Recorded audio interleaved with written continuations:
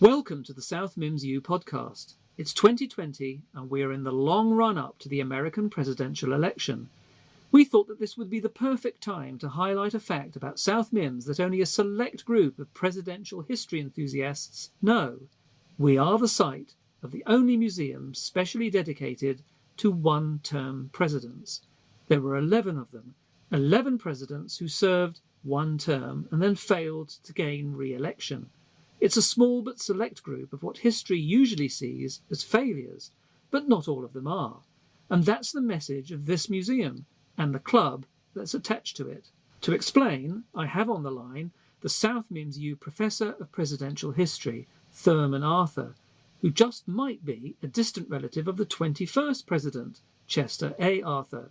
Well, hello, and thank you. Yes, it's a distant possibility, but I'd really like it to be so. We're still looking into the family tree to find out if we're distant cousins. And with me in the studio is the curator of the One-Term Presidents Museum, Cassandra Carnevale. Hello, can you hear me? Yes, we can hear you, Cassandra. We can hear you are in the studio. Oh, well, what? Hold on. I just make the polenta cake for the faculty meeting. Sorry, the what? The faculty meeting. Oh, faculty meeting. Yes. Cassandra's polenta cake is the highlight of our week. She has an amazing memory for recipes and such a good cook. And facts about one-term presidents. Well, that's very useful. Oh, porco Dio. Sorry, I just need to put the cake in the oven. Un momento. Okay, and you don't have to shout, Cassandra. Okay, so while Cassandra puts the cake in the oven, we'll start with you, Thurman. Oh, she's a fine woman, Cassandra is. You know, she started out running the university's canteen and then became a lecturer in domestic science and finally took the job as curator at the museum. As well as being an expert historian, she's a font of entertaining presidential trivia, which visitors love. Do you get many visitors? I mean, I didn't even know the museum existed until our editorial board decided to do this podcast. Well, yes, we do. We are obscure but well regarded. In fact, we do get around 3,000 visitors a year, and most of them join our club. Perhaps 70% of those visitors are Americans. Well, that's impressive. Okay, so who started the museum? I did. And why did you do it? Because America is a society that's obsessed with the office of the president. That's why the election of Donald Trump caused such shockwaves. Was that because people were alarmed that someone like him could become president? Not just for that reason. Of course, those who were opposed to him were alarmed that someone seemingly so unfit to be president managed to get into the White House. But his supporters are just as surprised, and let's call it happy, that someone like him could actually get elected. But the office of the president is more than just a political one, isn't it? It is. The American president seems to have so much power, but it's rather strictly circumscribed by the American Constitution. That does not stop people believing that the president is all-powerful. Trump often forgets that he isn't all-powerful. He does. He has no understanding of the way the United States government and Constitution work. But that doesn't mean he has tarnished the aura around the presidency. It's almost regal. Regal? But the American Revolution and the framers of the Constitution did their best to avoid any hint of anything regal or monarchical. Well, that's true. But the office of the president has a regal tinge to it. You know, there was a fascinating article by a scholar named Michael Rogin back in the 1980s when Ronald Reagan was in the Oval Office. And he likened the presidency to the medieval concept of the king's two bodies. Well, how does that work? I mean, it sounds like something out of Black Mirror. Well, not quite. It's the idea that the office is not defined by the man who holds it, or maybe one day the woman. Medieval kings could behave in horrible ways. But when they died, the idea of the king, the institution of the monarchy, was not tarnished by his actions, and the new king could start again. The throne, the office, the position of monarch or president is separate to the person who holds it. So, when you become a king or a president, you have two bodies, a physical one, Donald Trump, and a quasi-spiritual one as president. You can be a bad man and act like a bad president, but once you're gone, the presidency itself stays pure. Okay, well, that sounds quite complex. So what does that have to do with the one-term presidents? I'm here. The cake is baked now. So, for the podcast, I can talk to you. Thank you, Cassandra. We'll be with you in a little bit. Don't worry. I can carry on and make Donald Trump a wig. Okay, thanks. Wig? Donald Trump's wig? For the waxwork. Oh, right. You have waxworks in your museum. Oh, we have 11 waxworks. We're preparing a 12th one. I see. A waxwork of Mr. Trump. Just in case. Well, explain your fascination with one-termers. Well, it's a fascination and a terrible fear. A fear? Most modern holders of the office of president have a terrible fear of not winning the second term.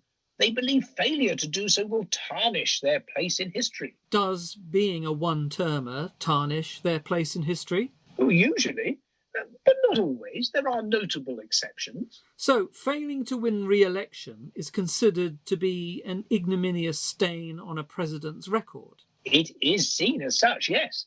I should explain that a president usually serves only 2 terms. That was a tradition started by the very first president, George Washington. Oh, Cassandra's got a bell. All right then. Okay, that's fine. George Washington, 1789 to 1797. His teeth were not made of wood. They were made of elephant and walrus tusk, and also cow, hippo, and even human teeth. Only the best for the Presidente. Thank you, Cassandra. She can't help herself. Well, no, it's fascinating. Washington didn't want to serve for a 3rd term because he worried that if he did, a dynasty might be started, and then America would end up being just like Great Britain or France. Okay, so the second president, the one that came after Washington, was John Adams. John Adams, 1797 to 1801. Right, thanks. Adams was the very first one-term president.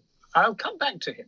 Let's just establish that there was no rule that a president could not serve more than twice until 1951, when the 22nd Amendment was passed. It limits incumbency of the presidency to 2 terms only. Franklin D. Roosevelt was the one exception to the rule. He was elected to 4 terms, though he died right at the start of the 4th. As my notes inform me, there have been 22 one-term presidents, but you only make a waxwork of those who failed to win a re-election. I mean, what happened to the other 11? Ask Cassandra. Most did not run for re-election again, or died in office. You want a list? No, thank you, Cassandra. William Henry Harrison gave a 2-hour inaugural speech in the rain, and he died 31 days later in 1841. Zachary Taylor, they say, died of sunstroke and food poisoning after eating too many cherries in 1850. Che scemo. Well, that's fascinating, but I think we'll stick to the one-termers who qualify for your waxworks. Suit yourself, cretino. Oh, forgive Cassandra. She's very passionate. So, no president can serve more than twice. What's so bad about serving just once? I mean, at least you've been president once. But America hates losers. And when a loser is their president, they hate them even more. Of course, there are a few of the other 11 who are revered. Some of their losses were due to a split in the vote or the vagaries of the Electoral College, and that happened to John Adams. And yet he is seen as a great man.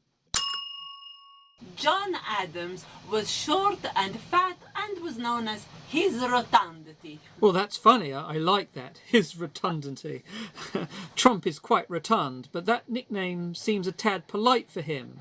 Abraham Lincoln is a 2-termer because he won the second election but was shot just a few days after his second inauguration. John F. Kennedy is a 1-termer but was assassinated just short of a year before he faced an election. Lyndon Johnson is a two-termer, though he only won a single election as president. He decided not to run again in 1968. Richard Nixon is a two-termer, even though he resigned 2 years into his second term. I see. The point is, when a president wants to win again and doesn't win again, it's humiliating. Yes, and that's what Trump fears the most. Being a loser, a very public loser. The 12th big presidential loser. Now, some of them took losing in their stride. Jimmy Carter actually became even more admired and influential as he carved out a post-presidential place for himself in the world. But Trump can't do that. He might not even like being president. He certainly hasn't made a good job of it, but he wants to win just to win again. I mean, you're already making his waxwork. Well, we expect him to lose, but everyone expected him to lose in 2016. So we don't want to get caught out. But he won then. Scemo, it's the same probability, just the other way round. Cassandra, be nice to the young man.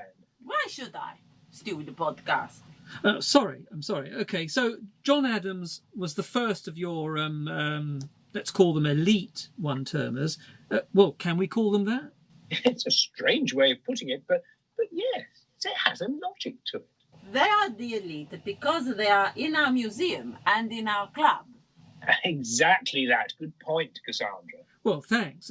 Though Trump won't see it that way, will he? He might. It's how he could spin losing. I'm the best one-termer ever. So who are the other 10? John Quincy Adams. John Quincy Adams, 1825 to 1829. President number 6, famous for swimming buck naked in the Potomac River in Washington. Oh, well, thanks, Cassandra. John Quincy Adams was rumoured to have had Russian help to win his election and had not won the popular vote. Sound familiar, eh? You're joking. That happened before. He also introduced tariffs which caused some parts of the US to suffer financially. So lots of parallels. Well, no wonder he didn't get re-elected then. Then there's Martin Van Buren, who lost the election because the economy tanked during his time in the White House. Van Buren, he could be the reason we say okay. He came from a Kinderhook, known as Old Kinderhook, and OK clubs were set up to support him when he got elected in 1836. Fascinating. Though there are plenty of other theories about the provenance of OK. Anyway, there's a long gap until the presidency of Benjamin Harrison, 1889 to 1893. Benjamin Harrison was another candidate who won the popular vote but lost in the Electoral College, so he didn't get a second term. He was known to be so stiff and cold, he was called the human iceberg. And his first lady, Carolina, started the tradition of putting a Christmas tree in the White House. At Christmas. Losing the popular vote seems to be a recurring theme. It is, but I think that's a subject for another podcast. Okay, but who's next? Well, this is where it gets a bit complicated. Step back to before Harrison and you'll see the name Grover Cleveland. Now, he won in 1884, lost in 1888, became a one-termer, then he ran again in 1892, beat Harrison in the Electoral College and served another term. He's counted as a one-termer because he lost his first re-election bid. And, to confuse everything forever, he's counted twice. Counted twice? Well, Donald Trump is the 45th president, but only 44 men have ever been president. That's because Cleveland is both the 22nd and the 24th president of the United States. Grover Cleveland was the only president to get married in the White House to a much younger woman, Frances Folsom, whom he'd bought a baby carriage for when she was born because she was the daughter of a business partner. Creep. Indeed. Next is William Howard Taft. The fattest president, William Howard Taft, 1909 to 1913. They say he weighed 332 pounds, and once he got stuck in his bathtub. The bathtubs were enlarged in the White House after that, so Trump can fit in there as well. Well, thank you. Why did Taft lose? Taft lost the election of 1912 because his predecessor, Teddy Roosevelt, ran on a third-party ticket and split the Republican vote. Taft was famous for liking baseball, and once he was at a game and got a cramp or something and stood up during the 7th inning to stretch and do exercise, and that became the 7th inning stretch, which still happens today. It does? Well, how quaint. And then there's Herbert Hoover, who lost the election of 1932 to FDR. The Wall Street crash, the Great Depression, and Hoover's seeming disregard for the plight of the unemployed did for him at the polls. Oh, Hoover and his wife spoke Chinese to each other, so the conversation could not be overheard. Really? Well, that's weird. Also, the people were really tired of prohibition, and FDR promised the return of beer. He would have won on that policy alone, perhaps. Next, we have Gerald Ford in 1976. He succeeded Richard Nixon after Watergate. Gerald Ford is the only president who didn't run for either president or vice president. That's because Richard Nixon's first VP, Spiro Agnew, had to resign because of his own scandal, and Ford was appointed after the 1972 election. So Ford was never, ever elected at all? He even came close to not being nominated by his own party. Ronald Reagan nearly beat him. He was known to be clumsy. There was a joke that he couldn't walk and chew gum at the same time. But that's unfair. He was a very principled man.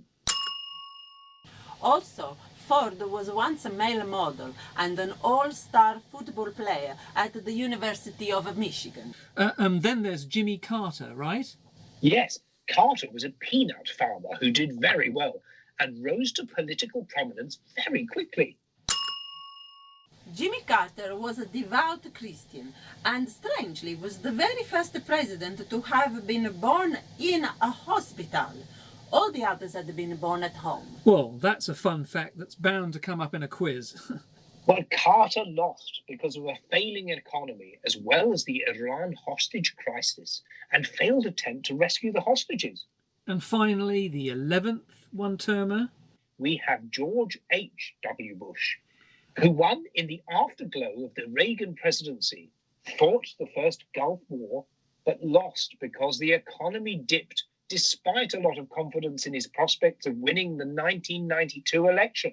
And then we come to Trump. We do.